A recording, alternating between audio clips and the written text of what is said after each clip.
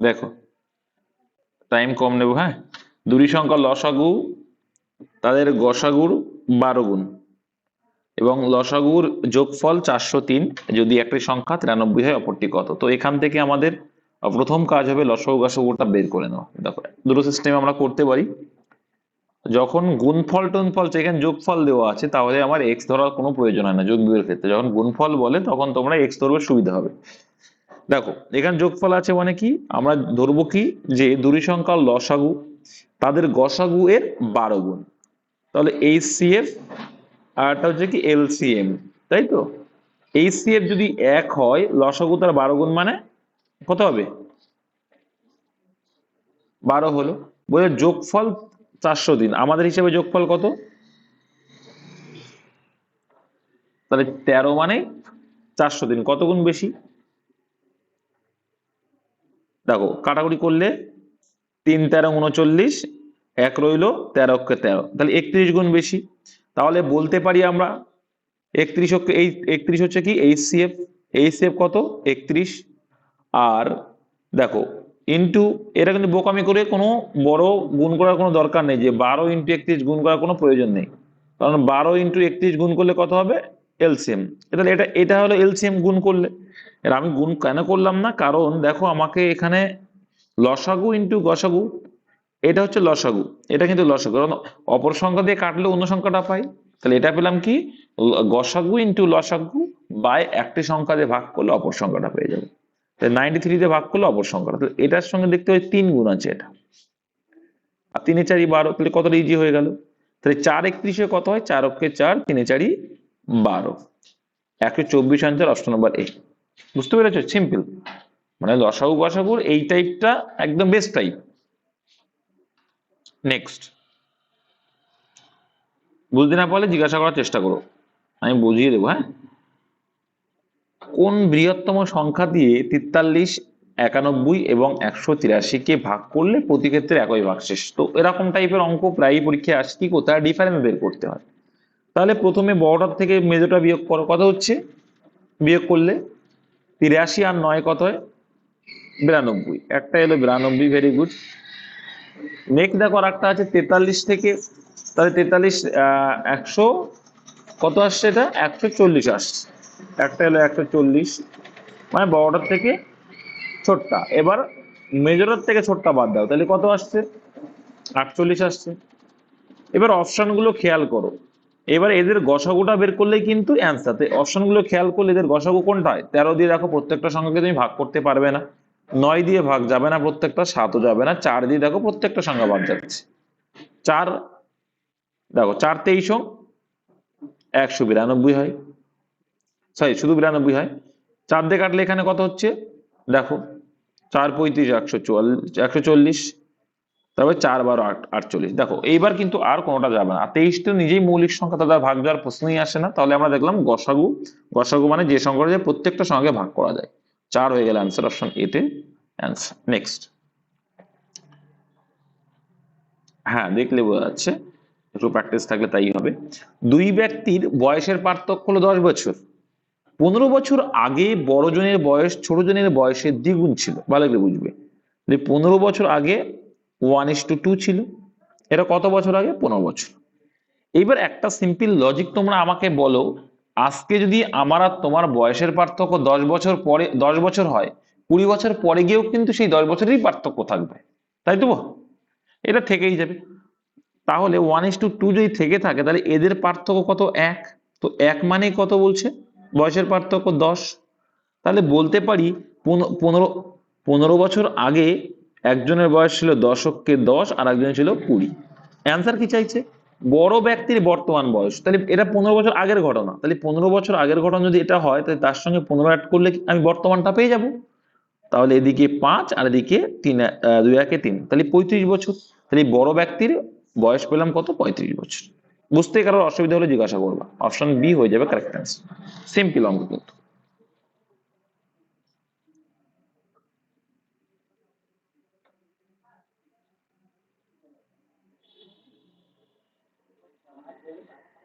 হ্যাঁ হ্যাঁ হ্যাঁ, ভালো করে বুঝবে, ভালো করে দেখো। দ্বিগুণ ছিল 15 বছর আগে, 15 বছর আগে ছিল এটা, এখান থেকে 15 বছর আগে ছিল এটা, বেশ। 1:2, একজনের যদি 1 হয় আর একজনের বয়স হয় 2। এবার বয়সের পার্থক্য তো আমার আজকেও যা হ্যাঁ, আজকেও যা 15 বছর আগেও তাই ছিল, আবার 10 বছর পরে গিয়েও কিন্তু বয়সের পার্থক্য সেম থাকবে, ঠিক কিনা? বুঝতে না, অনুপাত সেমের কথা বলিনি কিন্তু, ভুল বললে। অনুপাত সেম নয়, অনুপাত কখনো সেম হবে না, সবসময় সেম। আমি বললাম কি, যে বয়সের পার্থক্যটা ভালো করে বোঝো, নিজেদের দেখো, নিজেদের ভিতরে কথাবার্তা বলে ভুলভাল বোঝার না থেকে দাদার কথাটা একটু শোনো, বুঝে যাবে। আমি যদি তোমার থেকে 10 বছরের বড় হই, তাহলে আজ থেকে 12 বছর পরে গিয়ে আমার বয়স কি তোমার থেকে বেড়ে যাবে না কম হবে? একই থাকবে। আমি তোমার থেকে 10 বছর ডিফারেন্স থাকবে। আবার 15 বছর আগেও যদি যাই, তাও কিন্তু তোমার বয়স আর আমার বয়সের ডিফারেন্সই 10 বছরই থাকবে। বুঝতে পেরেছো? আর আমি সেটাই অ্যাপ্লাই করেছি, যে এই রেশিওটা তাহলে ডিফারেন্স কত দেখছি, 1। একজনের 2 যদি ধরে একজন 1 দেখি, 1 ইউনিটের ডিফারেন্স, এই 1 ইউনিট মানেই কত বছরের পার্থক্য প্রথমেই বলে দিয়েছে, 10 বছর। তার মানে আমরা 1 মানে 10 ধরবো, আর 2 মানে 20 ধরবো, সিম্পল। তাহলে এর সঙ্গে 15 অ্যাড করলে বর্তমানটা পেয়ে যাবো। বুঝতে পেরেছো এবার রঞ্জন? তাহলে এটা আসবে 35, আর এটা আসলে কত, 25। ছোটটা 25 আর বড়টা 35, 35 আনসার অপশন বি। পার্থক্য আজ হোক আর কাল হোক একই থাকবে। দেখো কি বলছি, কোন পরীক্ষায় রাম 30% নম্বর পেয়ে 25 নম্বরের জন্য ফেল করে, তো শোনা যাচ্ছে না? বলছে 30% নাম্বার পেয়ে 25 নম্বরের জন্য ফেল করলো, তাহলে এই 30% প্লাস এখনো 25 নম্বরের দরকার ছিল। হুম, এবং মোহন 40% নাম্বার পেয়ে 35 নম্বরের বেশি পেল, তাহলে এটা 40% মানে বেশি পেয়ে গেছো, তাহলে কমানোর দরকার, তাহলে তবেই তো 5 নম্বরটা পাবে। তাহলে তো এই আসলো। এবার এর ডিফারেন্স, পার্সেন্টেজের ডিফারেন্স কত আসছে, দেখো এখানে যদি চিহ্নের পরিবর্তন করি, এটা প্লাস হয়ে যাচ্ছে, এটা মাইনাস, মানে কি এই দুটো ডিফারেন্স, এটা 40 আর 30 এর ডিফারেন্স কত, 10% ডিফারেন্স। আর এদিকে কত দেখো, 25 আর 35 যোগ করলে 60%। তাহলে আমরা বলতে পারি একের ভ্যালু 1% মানে কত হয়ে যাবে, 1% মানে 1% সমান সমান 6। ক্লিয়ার? এবার দেখো এটা কিন্তু পয়েন্টে আসবে, কিন্তু এটা অ্যাপ্রক্স আনসার নেই, দেখা যাচ্ছে না? হ্যাঁ, এবার দেখো, এটা 30% আছে, প্লাস 25 মানে কত পার্সেন্ট, 1 মানে যদি 6 মানে যদি 1% হয়, তাহলে 25 মানে কত পার্সেন্ট? 6 যদি ভাগ করো, তাহলে দেখো এখানে কি আসছে, 4 6 24 পয়েন্ট সামথিং আসবে। তো এখানে সামথিং যখন নেই, তাহলে এখানে 30, 4 পয়েন্ট সামথিং, 30 আর 4 34 পয়েন্ট সামথিং হবে, অপশন নাম্বার এ হয়ে যাবে কারেক্ট অ্যান্সার। ঠিক আছে? এবার এটা তোমাদের পরীক্ষার সময় রাউন্ড ফিগারে থাকবে। পরীক্ষার সময় কি ফিগারে থাকে বললাম, রাউন্ড ফিগারে থাকবে। আমি জানি না গো, তাহলে প্রিভিয়াস এর কিনে দিক দিয়ে করে নেওয়া। তাহলে এটা অপশন এ হয়ে যাবে কারেক্ট অ্যান্সার। নেক্সট, ডিলেট করলাম তখন বললে, এত টাইম দিলাম, যাই হোক। এটুকু তো বুঝতে পেরেছো কি হবে 1% সমান সমান 6 নাম্বার, এটা বুঝতে পেরেছো? 1% সমান সমান 6 নাম্বার। এবার অঙ্কে বলেছে 30% নম্বর পেয়েছে, কিন্তু সে 25 নম্বরের জন্য ফেল করলো, তাহলে সেই 25 নম্বরটাকে আমরা পার্সেন্টেজে কনভার্ট করছি, যেহেতু পার্সেন্টেজ অ্যান্সার চাইছি। বুঝতে পেরেছো? তাই 30% পেয়েছে, প্লাস ওকে এখনো 25 নম্বর পেতে হবে। তাহলে 6 নম্বর মানে যদি 1% হয়, 6 নম্বর মানে যদি 1% হয়, তাহলে 25 নম্বর মানে কত পার্সেন্ট, 25টাকে আমরা পার্সেন্টেজে কনভার্ট করছি। তাহলে কাটাকুটি তো যায় না, ভাগ যাচ্ছে, ভাগ গেলে কত হবে দেখো তো, 4 6 24, হ্যাঁ, পয়েন্ট এখনো 1 বাকি, 25 1 দিয়ে পয়েন্টে 10 ধরলাম, তাহলে 6 হয়ে গেল। আবার দেখো 4 বাকি, এরকম আছে 4.166, এরকম আসতে থাকবে হয়তো, ঠিক আছে? যাই হোক এরকম আসতে থাকবে। তাহলে কি এবার 4.16 যোগ করলে কত হবে, এটা 34 পয়েন্ট সামথিং। তো অপশনে একটা মাত্র অপশনে দেখো 34 দেওয়া আছে, এটাই অ্যান্সার হয়ে যাবে। বুঝতে পেরেছো? পরীক্ষার সময় তোমাদের এই ভগ্না এরকম মানে এরকম আসবে না, পয়েন্টে আসবে না পরীক্ষার সময়। পরীক্ষার সময় তোমাদের ফুল একদম রাউন্ড ফিগারে আসে। নেক্সট, সেরকমই কোশ্চেন থাকবে। দেখো, নীলম তার বেতনের 20% ভাড়া দেওয়ার পর বাকি টাকা 70% সংসার খরচ করেন, তার সঞ্চয় এত টাকা বলে কিচ্ছু নেই। দেখো তাহলে 100 টাকা নিলাম, 100% ইনকাম করে, ঠিক আছে? সেখান থেকে 20% ভাড়া দিল, তাহলে ভাড়া পার পর যদি 20% দিয়ে দেয় নিলাম, তাহলে ভাড়া রেন্টে দিয়ে দিল, তাহলে নিলাম এদিকে দিল, আর এখানে কত পার্সেন্ট আছে? 80%। এবার নিলাম আবার কি করছে, 80%-এর মধ্যে কি করছে, 70% সংসারে দিয়ে দিল, তাহলে 80 এর 70% কত হয়? তাহলে 56% কিন্তু সে সংসারে দিল, বাকি আর কত পার্সেন্ট আছে? বাকি কত পার্সেন্ট আছে? তাহলে 24%। তাহলে 24% রয়েছে, তাহলে এদিকে কিন্তু 56% আর 24% রয়েছে। হ্যাঁ, টোটাল তাহলে 80% হয়ে গেল। এবার তাহলে কি দেখো, এখানে তাহলে এইটা কিন্তু দিয়েছে, এটা কিসে দিয়েছে? সে সংসার খরচ, তার ফ্যামিলি এক্সপেন্ডিচার বা ফ্যামিলি খরচ কিন্তু 56%। তাহলে সঞ্চয় কত পার্সেন্ট হলো?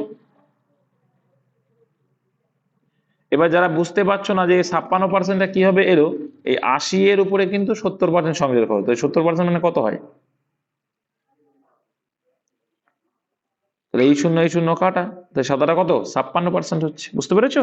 তাহলে 80-র মধ্যে 56 যদি সংসার খরচ হয়, বাকিটা তাহলে সেভ হচ্ছে। তাহলে 56 কত দাও? 80। 24 দাও 80, তাহলে এই 24%টা কিন্তু তোমার সেভ হচ্ছে। তার মানে অঙ্ক বলছে এই 24% মানেই হচ্ছে কত? 24% মানেই হচ্ছে 4800। কত গুণ বেশি? 24 দুগুণে 48, আর দুটো শূন্য 200 গুণ বেশি। তাহলে দেখো, তার বেতন তো 100% ধরেছিলাম, তাহলে 24%-এর ভ্যালু যদি 48 হয়, মানে 1% ভ্যালু কত পেলাম? 200 পেলাম। তাহলে 100%-এর ভ্যালু কত হবে? 20,000 হবে, অপশন সি। সিম্পল। নেক্সট,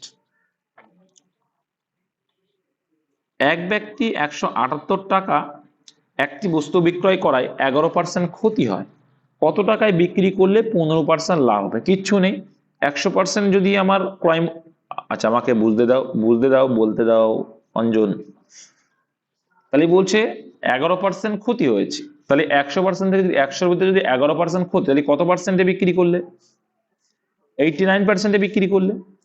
তাহলে 89-এর ভ্যালু কত বলছে? 178। টাকা হিসাবে 178 বলছি বিক্রয় মূল্য, আর পার্সেন্ট হিসাবে 89%। আবার বলছে কত টাকা বিক্রি করলে 15% লাভ, তাহলে 100%-এর উপরে 15% লাভ মানে কতই বিক্রি করা? 115-তে বিক্রি করা। তাহলে 115% মানে কত হবে? ব্যাস, এইটুকু তোমার অ্যান্সার। তাহলে দেখতে পাচ্ছি এর ডবল আছে এটা, তাই তো? এর ডবল আছে এটা, এর ডবল এটা, তাহলে এইবার গুণ করলে কত হচ্ছে? 230 হচ্ছে। তাহলে 15% লাভ করতে গেলে 230 টাকায় তোমাকে বিক্রি করতে হবে। অপশন বি হচ্ছে অ্যান্সার। বুঝতে পারো অসুবিধা? নেক্সট দেখো, 10 টাকায় 9টি কলা, দেখো 10 টাকায় 9টি কলা কিনে 1 ডজন কত টাকায় বিক্রি করলে তার 50% ক্ষতি লাভ হবে? সিম্পল লজিক বুঝবে। তাহলে এখানে দেখো 10 টাকায় 9টি কলা কিনলো, তাহলে 1 ডজন, তাহলে ক্রয় মূল্যটা বের করছে। হ্যাঁ, 9টি কলার দাম কত? 10 টাকা, ঠিক আছে। একটি কলার দাম কত হবে? 10/9 টাকা। তাহলে এটা কি পেলাম? ক্রয় মূল্য। আর তাহলে ক্রয় মূল্য পেলাম 10/9, তাহলে ক্রয় মূল্য পেলাম, এটা কটার পেলাম? একটা, ঠিক আছে। তাহলে এটা কিন্তু একটার দাম বের করে ফেললাম, ভালো করে বুঝো। তাহলে একটার ক্রয় মূল্য এইটা, এবার তার উপরে কি করছি? 50% লাভ। 50% লাভ মানে কত টাকায় বিক্রি করছো? বিক্রয় মূল্য, বিক্রয় কত টাকায় বিক্রয়, তাহলে বিক্রয় মূল্য যেত, তাহলে কি 150/100। আমাকে বোঝাতে বুঝে যাবে। আহা, বুঝে যাতে যাও না, এত কথা বললে কি করে হবে? এটা কি বলেছে? তাহলে একটাই আমি যদি লাভ করি, ক্রয় মূল্য 10/9 ইন্টু কি বলছে, তার উপরে আমি 150% লাভ হলো, মানে 50% লাভ মানে কি 150%, আর 150% মানে 150/100। এইবার এটা কি একটা এসছে, এইবার তাহলে একটাই যদি এত টাকা বিক্রয় মূল্য হয়, তাহলে এটা কি একটাই এত টাকা বিক্রয় মূল্য? আমি কনসেপ্ট দিয়ে বুঝাচ্ছি, মুখস্থ রাখবে না। তাহলে 1 ডজনে কত? 1 ডজন মানে কটা? তাহলে 12টার দাম কত? ওই যে এই কনসেপ্ট থেকে কিন্তু এই শর্টকাট সূত্রটা এসছে, ওই জন্যই বুঝিয়ে দিলাম যাতে ভুল না করো। তাহলে 3 × 5 = 150, আর এখানে 2, ঠিক আছে। 2 দিয়ে যদি কাটি, এটা আমার বেশ 6, এখানে 3 2 6 এলো, 3 3 9 এলো, তাহলে আলটিমেটলি কত আসলো? 3 3 কেটে গেল, তাহলে পড়ে রয়েছে দেখো 10 2 20 পড়ে আছে, তাহলে 12টি বা 1 ডজনের দাম কিন্তু আমার 20 টাকা হলো। বুঝতে কারো অসুবিধা নেই আশা করি, বুঝতে পেরেছো? একদম সিম্পল কনসেপ্ট দিয়ে বুঝিয়ে দিয়েছি। নেক্সট নেক্সট দেখো কি বলছে 8 দাগে। মেয়েরা তো কোনো কথাই বলে না, ওরা সব বোঝে। মোহনলাল 12,500 টাকা দিয়ে একটি টিভি কিনলো, 300 টাকা পরিবহনে এবং 800 টাকা টিভিতে। দেখো ক্রয় মূল্য মানে তোমরা এইটুকু শুধু ভাববে না, কস্ট প্রাইস বলে একটা আমরা ইউজ করি, সিপি কস্ট প্রাইস, মানে মোট যত টাকা খরচ হলো সেই দ্রব্যটার তোমার কেনার পিছনে, ঠিক আছে, সিপি কস্ট প্রাইস, আর হলো এসপি সেলিং প্রাইস। তো এখানে টোটাল কস্ট প্রাইস কত হচ্ছে বলো তো, এত টাকায় কিনলে তারপরে আবার 300 টাকা পরিবহনে খরচ করলে 800 টাকা, টোটাল কত খরচ হলো? তাহলে তোমার টোটাল খরচ কত হলো? 12,500 প্লাস 1100, তাহলে কত হলো? 13,000। তাহলে 13,600 টাকা কিন্তু তোমার কি হলো, ক্রয় মূল্য বা কস্ট প্রাইস হলো। মানে ক্রয় মূল্যতে এটা কস্ট প্রাইস দাঁড়ালো তোমার। এবার টিভি যে কত দামে বিক্রি করে তার মোটের উপর 15% লাভ হবে, তাহলে এর উপরে 15% লাভ। আচ্ছা 15% মানে কত পার্সেন্টে বিক্রি করছি? 100-তে 15 টাকা লাভ, মানে 115%-এ বিক্রি করছি। ডাইরেক্ট 115% লিখলেই আনসার চলে আসবে। তাহলে এই 100 কেটে গেল। এবার তোমার এখানে গুণটা করলেই পাওয়া যাবে। দেখো কত আসবে, দেখো গুণগুলো কত আসছে। আর না হয় তোমরা একটা একটা একটা ইজি দেখো, এইগুলোতে তোমরা, এইগুলো তোমরা একটা ইজি করবে। ইজি করবে কি হবে, দেখো এটাকে কেটে নেবে, ইজি হয়ে যাবে। 23 5-এ 115, এটা 20, তাহলে তোমার শর্ট হয়ে যাবে। কি হয়ে যাবে? শর্ট হয়ে যাবে, গুণটা করতে সুবিধা হয়ে যাবে। এইগুলো হচ্ছে তোমার মাথায় দিমাগ লাগাতে হবে, আর কিচ্ছু না। তাহলে এটা যদি কেটে দিই, 2 দিয়ে কাটলে কত হচ্ছে, এটা হাফ হয়ে গেলে কত হয়? 1360-কে, বাবা তাও যদি না পড়ে গেল, 6 2 12, 1 16, 680 হয়। 680 × 80 × 23 করাটা ইজি হয়ে যাবে, তাই না? তাহলে দেখো দুটো শূন্য তো আসছে না, দেখো শেষে শূন্য আসবে গ্যারান্টি। 23 0 0, 8 23 তো আর শূন্য আসবে না, 3 আর 24 আসবে, 4 আসবে, তাই 40। দেখো একটা, এ দুটো শূন্য, তাই এটা দুটো তো হবেই না, একটা অপশন বি। একটু মাথা ঠান্ডা করে রেখে, হ্যাঁ বলো নাসির কি বলছিল এইবার। হুম।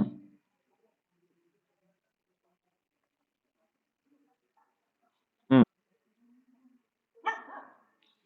ঠিক আছে, বড় বড় না বললে বুঝতে পার, সবাইকে নিয়ে চলতে হবে যে বস, ফ্র্যাকশন তো শেখাই। দেখো এবার দেখো এখানে বল, দেখো এই যে x:y মানে 3:1, মানে কি x এর ভ্যালু 3 আর y এর ভ্যালু 1, তাহলে এক্স স্কোয়ার, তাহলে এক্স স্কোয়ার মানে কত হবে, এক্স এর স্কোয়ার মানে এখানে 3, 3 এর স্কোয়ার মানে 9, প্লাস ওয়াই স্কোয়ার 1 এর স্কোয়ার মানে 1, এটা হলো two. X square minus y square, x square মানে 3 এর স্কোয়ার 9 মাইনাস ওয়াই স্কোয়ার মানে 1, তাহলে এলো কত এখানে 9 আর 1 10, টু এখানে 8, অনুপাতটা আরো ছোট হয়ে যাবে 5:4। ওকে, সিম্পল অঙ্ক, কিন্তু এই টাইপের অঙ্ক কিন্তু আসে, অপশন এ হয়ে যাবে স্যার। এটা ভুল করে করলে হয়ে যাবে কিন্তু কেল্লা ফাতে। ঠিক আছে, নেক্সট দেখে নেবো।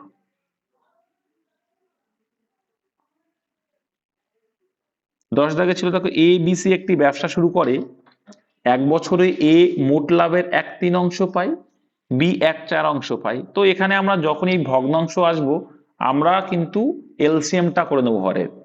তাহলে 3 আর 4-এর এলসিএম করলাম, কত হলো? 12 হয়ে গেল। তাহলে মোট অংশ ধরলাম 12, তাহলে 12-র ভিতরে 1/3, তাহলে 1/3 কত হয়, 3 দিয়ে ভাগ করলে কত হয়, 4 হয়। তাহলে উপরে দেখো 4 আসছে, 1/3 মানে 4। তাহলে একটা কি, মোট লাভের এ পেলো 4 অংশ, ওকে, এ মোট লাভের 1 অংশ পেলো। বি কত পাচ্ছে, 1/4 পাচ্ছে মোটের, তাহলে 12-এর 1/4 মানে কত হয়, 3 হয়। আচ্ছা বাকি আর কত আছে, 4 3 7, আর 12 হতে 5 বাকি, তাহলে মোট করে দিলাম কিন্তু সি পেলো 5, ব্যাস। এবার সি অনুপাতের হিসেবে 5, আর 5 মানে এখানে 5,000, কত গুণ বেশি, এইটুকু জাস্ট করতে হবে, 1000 গুণ বেশি। তাহলে এ কত টাকা লাভ পাবে, এটা আমি দেখাচ্ছি, তোমরা কিন্তু লিখবে না, তোমরা বুঝে গেলে। এই তোমরা অঙ্কে জাস্ট এইটুকু করবে, আর কিচ্ছু না। তারপরে বাদ বাকি মুখে বুঝতে যাচ্ছে, 5 মানে 5 মানে 1000 গুণ বেশি, তাহলে এ 4 মানে কত হবে, 1000 গুণ মানে 4000 হবে। Option number C. বুঝতে পেরেছো? একদম সোজা। কে কে বুঝতে পারো না আমাকে জিজ্ঞাসা করবে, কোথায় বুঝতে পারো না, কোথায় বুঝতে পারো নি।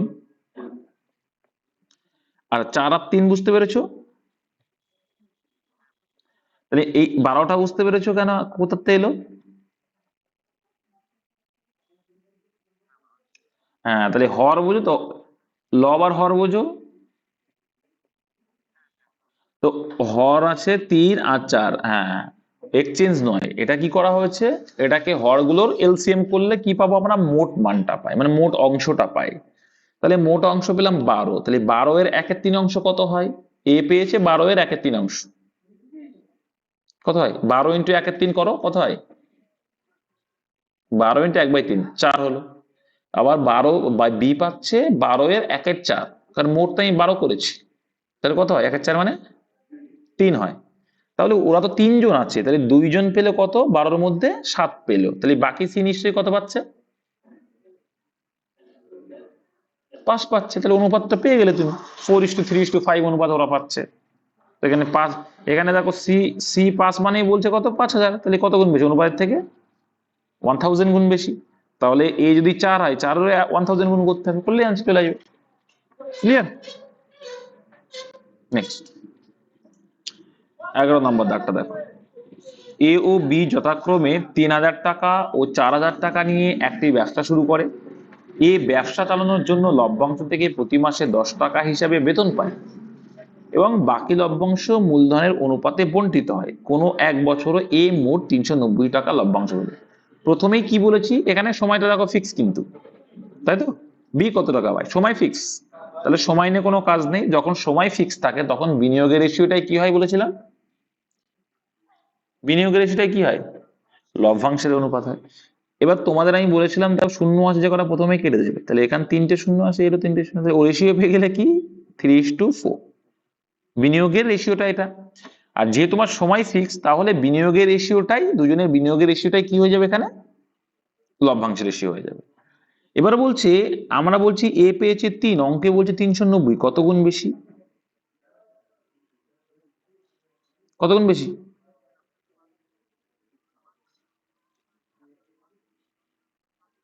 আমাকে বলতে দাও, নাহলে তুমি বলো। আচ্ছা, এখানে বলছে এ মোট 390 টাকা লভ্যাংশ পেল, আর এই ব্যবসা চালানোর জন্য লভ্যাংশ থেকে প্রতি মাসে 10 টাকা হিসাবে বেতন পায়। তাহলে এখানে 390 যখন করবে অ্যান্সার কিন্তু ভুল আসবে। কেন ভুল আসবে, এবার দেখো, এইখানে একটা ভাষা একটু আগে পড়ে আসলাম, যে বলছে এ প্রত্যেক মাসে কিন্তু 10 টাকা করে ও বেতন নেয় চালানোর জন্য। তাহলে ও বিয়ের থেকে এক্সট্রা, মানে মাসে যদি 10 টাকা নেয়, তাহলে 12 মাসে কত টাকা পাচ্ছে, তাহলে ও কিন্তু 120 টাকা বেশি পাচ্ছে। ঠিক আছে, তার মানে কি, লভ্যাংশ অনুপাতে কিন্তু ওরা বন্টিত হয়নি, বাকিটা লভ্যাংশ। তাহলে 390 টাকা যদি এ মোট পায়, তাহলে 390 টাকার ভিতরে 120 টাকা তো বেতন হিসেবে পেয়েছে, তাহলে বাকিটা নিশ্চয়ই ও লভ্যাংশ হিসেবে পেয়েছে। এটুকু বুঝতে না পারলে কিন্তু অঙ্ক হবে না। তাহলে এটা বিয়োগ করলে কত আসছে, 0। তাহলে এই 270 টাকা কিন্তু ও লভ্যাংশ রেশি হিসেবেই পেয়েছে, আর 120 টাকা কি, ও মাসে 10 টাকা করে বেতন পেয়েছে। এটুকু ক্লিয়ার তো? তাহলে বলতে পারি এ 270 টাকা লভ্যাংশ, মানে মূলধনের অনুপাতে পেয়েছে। এই যে মূলধন অনুপাত পেলাম 3:4, তাই 3 মানেই 270, এইটা কিন্তু মেন জায়গা। তাই 3 9 27 90 গুণ। তাহলে এবার বি কত টাকা পাবে, বি তো অন্য কিছুতে বেতন পায় না, ও ডাইরেক্ট লভ্যাংশ হিসেবেই পায়। তাহলে এরও 90 গুণ করে দিলে কত হয়, 4 9 36, মানে 360 টাকা। এবার বলো বুঝতে কার অসুবিধা আছে, অপশন নাম্বার সি। বুঝতে পেরেছো? নেক্সট, একটি বাস 72 কিলোমিটার পার ঘন্টা গতিবেগে চলে কোনো দূরত্বে 15 ঘন্টায় অতিক্রম করলো, সেই দূরত্ব 12 ঘন্টায় অতিক্রম করতে হলে গতিবেগ কত বাড়াতে হবে। তাহলে দেখো, তুমি এখানে দূরত্ব অতিক্রম করতে কত গতি বাড়াতে হবে, তাহলে গতি পেতে গেলে সেখানে সময় দেওয়া আছে আর গতিবেগ চাইছে, তাহলে আমার কি ডিস্টেন্সটা বের করতে হবে প্রথমে। তাহলে ডিস্টেন্সটা প্রথমে পেতে গেলে কি করব, সে কিন্তু প্রথমে 72 কিলোমিটার পার আওয়ার ঘন্টা গতিবেগ নিয়েছে, আর গতিবেগের সঙ্গে ও নিয়েছিল ক ঘন্টা টাইম, 15 ঘন্টা টাইম। তাহলে 15 যদি গুণ করে দিই, বলছে গতিবেগ ইন্টু টাইম করলে কি পাবো আমরা, ডিস্টেন্সটা পেয়ে যাব। তাহলে ডিস্টেন্স কত হচ্ছে, 72 ইন্টু 15 করলাম, এটা কিন্তু মোট ডিস্টেন্স।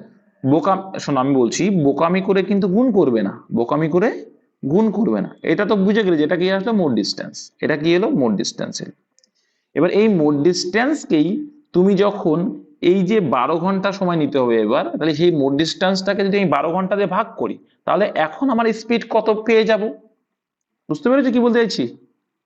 এটা তো মোট ডিস্টেন্স পেলাম, যে কি গতিবেগের সঙ্গে টাইম গুণ করলাম। আর এটাই মোট ডিস্টেন্সটাকে কি করছি আমি সময় দিয়ে ভাগ করছি, মানে 12 ঘন্টার ভিতরে অতিক্রম করতে হবে, তো তাহলে মোট ডিস্টেন্সকে এখনকার সময় দিয়ে ভাগ করলে আমি এখনকার গতিবেগটা পেয়ে যাবো, ব্যাস। তাহলে 6 কত হয়ে যাবে? 72 হয়ে গেল। তাহলে 72 এসে গেল। আচ্ছা, কোথাও কি মিস্টেক করলাম? আচ্ছা, তাহলে দেখো, আচ্ছা ঠিকই আছে দেখো। হ্যাঁ, এখানে বলেছে কি, তাহলে 6 × 15 90 বেগে কিন্তু এখন যাচ্ছে। তোমার স্পিড কত এখন? 90 কিলোমিটার/আওয়ার। অ্যান্সার কি চাইছে? গতিবেগ কত বাড়াতে হবে। তাহলে আগে গতিবেগ কত ছিল? 72 ছিল। এখন তুমি যাচ্ছ কত? 90। তাহলে বিয়োগ করলে পেয়ে যাবো। বিয়োগ করলে কত আসছে? এটা কিন্তু পরীক্ষায় এসেছিল এরকম টাইপ, প্রিভিয়াস এর কোশ্চেন। হ্যাঁ, তাহলে 18 আসছে বিয়োগ করলে। তাহলে অ্যান্সার কিন্তু অপশন বি, 18 কিলোমিটার/আওয়ার ঘন্টা কিন্তু গতিবেগ আমি বাড়ালাম, কারণ 15 ঘন্টা যেটা যাচ্ছিলাম সেটা আমার 12 ঘন্টা অতিক্রম করতে হচ্ছে। শুনতে পাচ্ছ তো? এটা বুঝতে পেরেছো তো আগেরটা? নেক্সট দেখবি। এবার দেখো বলছে এ বি ও সি একটি কাজ যথাক্রমে 24, 9, 12 দিনে করতে পারে। বি ও সি একত্রে কাজ। দেখো, তোমাদের আমি এই টাইপের অঙ্কে যখন আমরা টাইম অ্যান্ড ওয়ার্কের অঙ্ক করি, তখন কি করি আমরা, টাইমটাকে যখন এলসিএম করব তখন কিন্তু আমরা মোট কাজের পরিমাণটা হয়ে যাবে এলসিএম, আর যেটা আমরা ভাগ করব সেটাকে পাবো এফিসিয়েন্সি, তাই তো? তাহলে এখানে আছে 24, এ করছে 24 দিনে, বি করছে 9 দিনে, আর একজন করছে 12 দিনে। এদের এলসিএম কত হবে তুমি একবারে বলে দেবে, এদের এলসিএম 72 হবে। তো এলসিএম যারা করতে পারো না, শিখিয়েছিলাম শর্টকাটলি কি করে করতে হয়।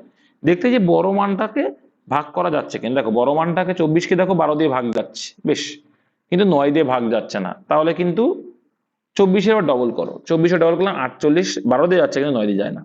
24-এর আবার কি করলে 3 ডবল করো, তাই 3 24 72। দেখো 72-এ কিন্তু 9 দিয়েও ভাগ যাচ্ছে, 12 দিয়েও ভাগ যাচ্ছে, 24 দিয়েও যাচ্ছে, তাহলে 72 হয়ে যাবে আমার এলসিএম। তো প্র্যাকটিস করতে করতে যারা প্র্যাকটিস করে তাদের তো মুখস্থ হয়েই গেছে। তো এটা কি হয়ে যাবে, 3 24 72 হয়ে গেল, এখানে 8 9 72 হয়ে গেল, আর এখানে 6 12 72। তার মানে কি, এ পার ডে 3 ইউনিট করে করে, বি পার ডে 8 ইউনিট করে করে, সি পার ডে 6 ইউনিট করে করে। অঙ্ক বলছে কি, যে বি ও সি একত্রে কাজটি শুরু করার 3 দিন পর তাদের কাজটি ছেড়ে দিতে বাধ্য করা হলো। তাহলে দেখো, ওরা কিন্তু একত্রে 3 দিন করলো, তাহলে একত্রে বি আর সি কত করবে? 8 আর 6 14 করবে এক এক দিনে। এক এক দিনে 14 মিনিট করে করে, কিন্তু ওরা 3 দিন পর গেছে, তাই 3 দিনে কত ইউনিট কাজ করেছে? 3 14 42। তাহলে 42 ইউনিট কাজ করার পরে ওরা চলে গেছে। তাহলে বাকি আর কত ইউনিট কাজ পড়ে আছে বিয়োগ করলে? 30 ইউনিট। এইবার ওই কাজটা কে করবে? এ করবে। তাহলে এ ওই কাজটা করতে কতদিন লাগাবে? এ তো এক এক দিনে 3 ইউনিট করে করে, তাহলে 3 ইউনিট করতে এর, সরি হ্যাঁ 3 ইউনিট করতে এর একদিন লাগছে, তাহলে 30 ইউনিট করতে কতদিন লাগবে? মোট কথা হচ্ছে কি, মোট 10 দিন। এর মানে এটাই বোঝায় যে এখানে ডাইরেক্টলি করবা তোমরা, যে 30 ইউনিট কাজ পড়ে আছে সেইটাই করবে কি এ। তাহলে এ পার ডে যদি 3 ইউনিট করে করে, তাহলে মোট কাজ 30, সেটাকে ভাগ করে দাও এক দিনের যে এফিসিয়েন্সি আছে সেটা দিয়ে, সেটাই পেজ অপশন নাম্বার ডি কিন্তু অ্যান্সার। বুঝতে অসুবিধা হলে জিজ্ঞাসা করবে।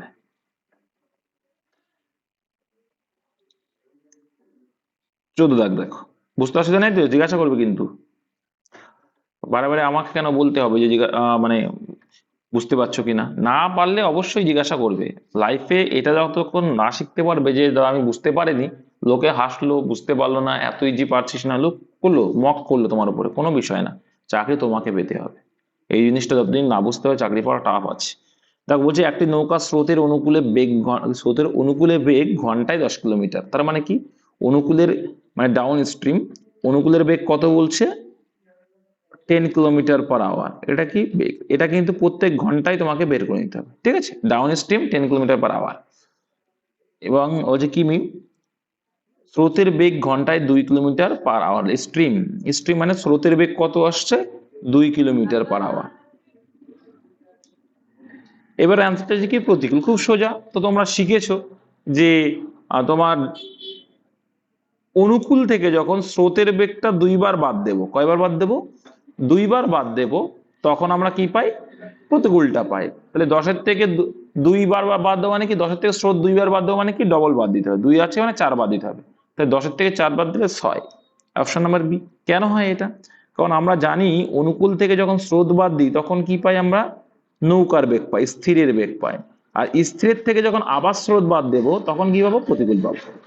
ওই জন্য স্রোত এখানে একবার বাদ যাচ্ছে, এখানে একবার বাদ, তাহলে মোট কতবার বাদ গেল, 2 বার বাদ গেল। তাই স্রোত 2 বার বাদ যাওয়া মানে কি, ডবল করে দাও, মানে 4, 10 থেকে অনুকূল থেকে 4 বাদ দিলাম, হয়ে গেল 6। কনসেপ্টটাও ক্লিয়ার করলাম। নেক্সট